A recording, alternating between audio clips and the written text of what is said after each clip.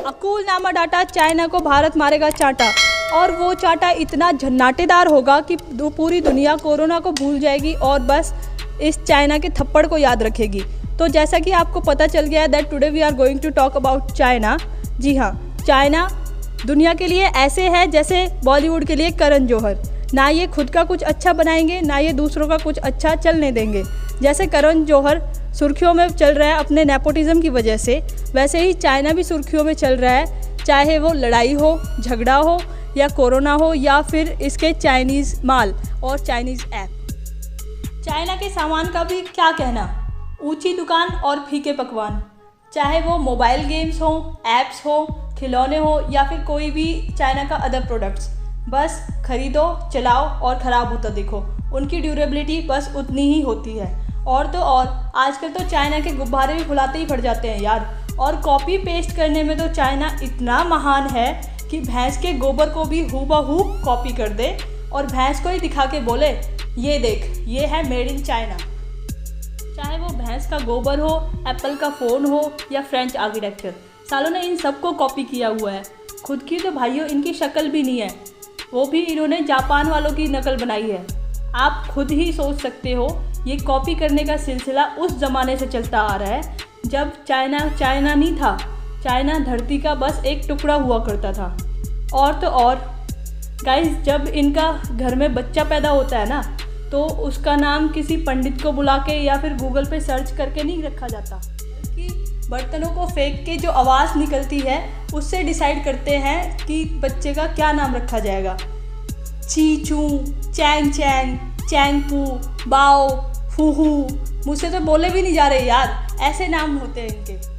और भाइयों, चाइना सोचता है कि दुनिया में उसके ही प्रोडक्ट्स चलें, चाहे वो टिकटॉक हो, पबजी हो, सबवे सफ़र हो, वीचैट हो या फिर इनके रंग बिरंगे खिलौने हो या हवा ख़राब करने वाले पटाखे हों। पर आप शायद ही जानते होंगे कि चाइना के अंदर गूगल, फेसबुक, व्हाट्सएप, यूट्यूब, इसके जैसे और भी पता नहीं कितने सारे ऐप्स जो कि अदर कंट्रीज़ में बने हुए हैं, वो सब बैन हैं। और तो और जैसे तुम सब खड़े हो जाते हो ना हाथ में झंडा लेके सरकार के खिलाफ मोर्चा निकालने, हाय हाय मोदी, हाय हाय राहुल गांधी, अब शाहीन बाग में मोर्चा निकालेंगे, अब JNU में मोर्चा निकालेंगे। वहाँ चाइना में अगर सरकार के खिलाफ चू चपड़ भी होती है ना, तो डंडे मार के कहाँ रफा दफा कर देते हैं, पता भी नहीं चलता। ये जो तुम महंगे महंगे फ़ोन लेके चाइनीज़ ऐप्स यूज़ करते हो ना, चाइनीज़ गेम्स खेलते हो, पबजी खेलते हो, सबवे सफ़र खेलते हो, टिकटॉक चलाते हो और भी पता नहीं क्या क्या चलाते होगे, याद रखना ये वही जानी दुश्मन चाइना है जिसने बातचीत के नाम पर 20 जवानों को शहीद कर दिया। और वही सपोला है जिसे भारत ने ही वीटो पावर दिलवाई और अब भारत को ही डसने चला है।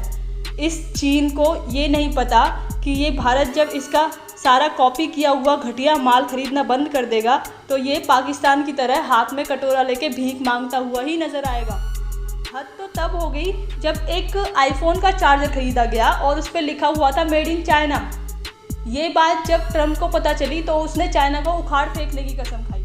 सालों ने एक तो पता नहीं चमगादड़ को खाया, निगला या फिर उसको लैब में नचाया, जो भी किया, पर ये बची हुई गंदगी, कोरोना नाम की गंदगी दुनिया में फैलाने की क्या ज़रूरत थी? दुनिया को ये गंदगी बांटने की क्या ज़रूरत थी?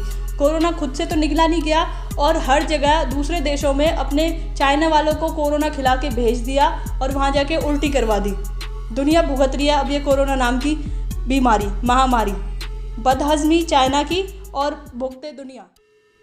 अबे सालों, तुमने जो वो ड्रैगन रखा हुआ है जिसे तुम दुनिया में दिखाते फिरते हो, ये हमारा ड्रैगन, वो क्या बस घास खाने को रखा हुआ है? वो क्या घास खाने गया हुआ था जब चमगादड़ नहीं निकला गया तुमसे? उसको क्या बस पालतू कुत्ते की तरह बस दिखाने के लिए रखा हुआ है?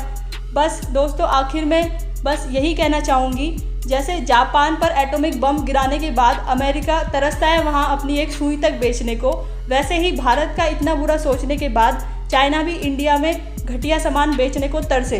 #Ban China. इसी सोच को बनाए रखते हुए ये वीडियो ज़्यादा से ज़्यादा लोगों में शेयर करें ताकि भारत चाइना मुक्त हो सके। जय हिंद, जय भारत।